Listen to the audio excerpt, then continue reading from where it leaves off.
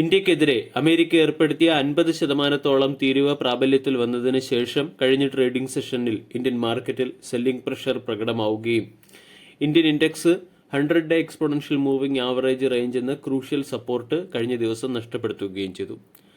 കഴിഞ്ഞ ട്രേഡിംഗ് സെഷനിൽ American market ഏറെക്കുറെ ഫ്ലാറ്റ് ആവുകയും അമേരിക്കൻ ഫ്യൂച്ചറും യൂറോപ്യൻ ഫ്യൂച്ചറും ഫ്ലാറ്റായി തുടരുന്നതുകൊണ്ട് ഇന്ത്യൻ മാർക്കറ്റിൽ ഇന്നത്തെ ദിവസവും ഒരു സ്ലൈറ്റ് ഗ്യാപ് ഡൗൺ ഓപ്പണിംഗ് വേണം നമ്മൾ പ്രതീക്ഷിക്കാൻ. 50% താരിഫ് പ്രാബല്യത്തിൽ വന്നതോടുകൂടി ചില സെക്ടറിലെ സ്റ്റോക്കുകളിലൊക്കെ സെല്ലിംഗ് പ്രഷർ പ്രകടമായിട്ടുണ്ടായിരുന്നു. കൂടാതെ ഫോറിൻ പോർട്ട്ഫോളിയോ ഇൻവെസ്റ്റേഴ്സും ഇന്ത്യൻ മാർക്കറ്റിൽ തുടർച്ചയായ സെല്ലിംഗ് നടത്തുകയാണ്. കോമഡിറ്റിയിൽ ക്രൂഡിന്റെ വില 0.6% ഇടിഞ്ഞ് $68 പെർ ബാരൽ എന്ന ലെവലിലേക്ക് എത്തുകയും ചെയ്തു. കഴിഞ്ഞ ട്രേഡിംഗ് സെഷനിൽ അമേരിക്കൻ മാർക്കറ്റിൽ S&P 0.3%, നാസ്ഡാക്ക് 0.6% ഉയർന്നു. ജോബ് ഡേറ്റ പുറത്തു വന്നതിന് മുകളിൽ അമേരിക്ക പുറത്തുവിട്ട ജോബ് ഡേറ്റയ്ക്ക് മുകളിലുള്ള മാർക്കറ്റ് റിയാക്ഷനാണ് കഴിഞ്ഞ ട്രേഡിംഗ് സെഷനിൽ അമേരിക്കൻ മാർക്കറ്റിൽ കാണാൻ സാധിച്ചത്.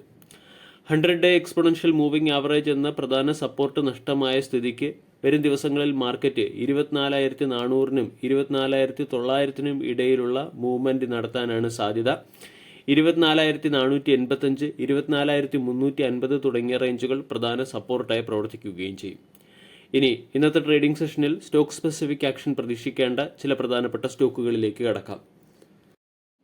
അഫ്ഗാനിസ്ഥാനിലേക്ക് മെഡിസിൻസും ഡയഗ്നോസ്റ്റിക് കിറ്റ്സും സപ്ലൈ ചെയ്യുന്നതിന് വേണ്ടി 24 കോടി രൂപയുടെ ഓർഡർ ലഭിച്ചതിന്റെ പശ്ചാത്തലത്തിൽ ശുക്ര ഫാർമ എന്ന സ്റ്റോക്ക് ഇന്ന് മാർക്കറ്റിന്റെ ശ്രദ്ധ ആകർഷിക്കാൻ സാധ്യതയുണ്ട്.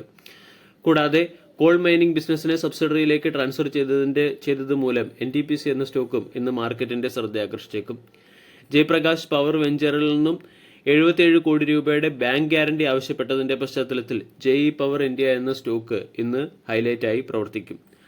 അഫ്കോൺ ഇൻഫ്ര എന്ന സ്റ്റോക്കിനെയും ഇന്ന് ശ്രദ്ധിക്കാവുന്നതാണ്. ഷപൂർജി പലൻജി മിസ്ത്രി കമ്പനിയുടെ എമറേഷ്യസ് ചെയർമാനായി സ്ഥാനമേറ്റിട്ടുണ്ട്. കൂടാതെ CG പവറിന്റെ സബ്സിഡറി കമ്പനിയായ CG സെമി പ്രൈവറ്റ് ലിമിറ്റഡ് എന്ന കമ്പനി ഇന്ത്യയിലെ ആദ്യത്തെ outsourced semi conductor assembly and test facility ഗുജറാത്തിൽ ആരംഭിച്ചിട്ടുണ്ട്. AIG ഇൻഫ്ര എന്ന കമ്പനി നെക്സ്റ്റ് റിയാലിറ്റി LLPയുടെ 60% സ്റ്റേക്കുകൾ 30 കോടി രൂപയ്ക്ക് അക്വയർ ചെയ്തതിന്റെ പശ്ചാത്തലത്തിൽ AGI ഇൻഫ്ര എന്ന സ്റ്റോക്കും ഇന്ന് മാർക്കറ്റിന്റെ ശ്രദ്ധ ആകർഷിച്ചേക്കും. ബെൽറൈസ് ഡിഫൻസ് ആൻഡ് എയറോസ്പേസ് എന്ന കമ്പനിയെ ഇൻകോർപ്പറേറ്റ് ചെയ്തത് മൂലം ബെൽറൈസ് ഇൻഡസ്ട്രീസ് എന്ന സ്റ്റോക്കും ഇന്ന് മാർക്കറ്റിന്റെ ശ്രദ്ധ ആകർഷിക്കാൻ സാധ്യതയുണ്ട്. ഹെക്സാവെയർ ടെക് എന്ന കമ്പനി റെപ്ലിറ്റ് എന്ന കമ്പനിയുമായി ചേർന്ന് സ്ട്രാറ്റജിക് പാർട്ണർഷിപ്പിൽ ഒപ്പുവെച്ചു. ഇതിന്റെ പശ്ചാത്തലത്തിൽ ഹെക്സാവെയർ എന്ന സ്റ്റോക്കിനെയും ഇന്ന് ഫോക്കസ് ചെയ്യാവുന്നതാണ്. ആൾ കാർഗോ ലോജിസ്റ്റിക് എന്ന കമ്പനിയുടെ ജൂലൈ മാസത്തെ കാർഗോ ഹാൻഡ്ലിംഗ് കപ്പാസിറ്റി അല്ലെങ്കിൽ കാർഗോ ഹാൻഡ്ലിംഗ് വോളിയം റിപ്പോർട്ട് പുറത്തു വന്നിട്ടുണ്ട്.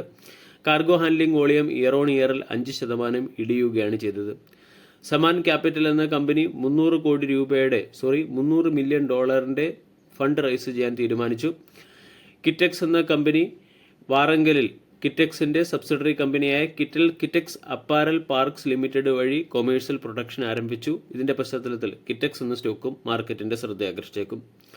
DB കോർപ്പ് എന്ന കമ്പനിയുടെ പ്രൊമോട്ടർ കമ്പനിയുടെ 39,540 കോടി ഷെയറുകൾ ഓപ്പൺ മാർക്കറ്റിൽ ബൈ ചെയ്തതിന്റെ പശ്ചാത്തലത്തിൽ DB കോർപ്പ് എന്ന സ്റ്റോക്കിനെ ഫോക്കസ് ചെയ്യാവുന്നതാണ്. ഡോക്ടർ ലാൽപത് ലാബിന്റെ പ്രൊമോട്ടർ 80,000 ഷെയറുകൾ സെൽ ചെയ്തിട്ടുണ്ട്. രാമ സ്റ്റീൽ ട്യൂബ്സ് എന്ന കമ്പനിയുടെ പ്രൊമോട്ടർ കമ്പൈൻഡ് ആയിട്ട് ഏകദേശം 12 ലക്ഷത്തോളം ഷെയറുകൾ ഓഫ്ലോഡ് ചെയ്യുകയും ചെയ്തു. വീഡിയോ എല്ലാവർക്കും ഇഷ്ടമായി എന്ന് വിശ്വസിക്കുന്നു. Thank you.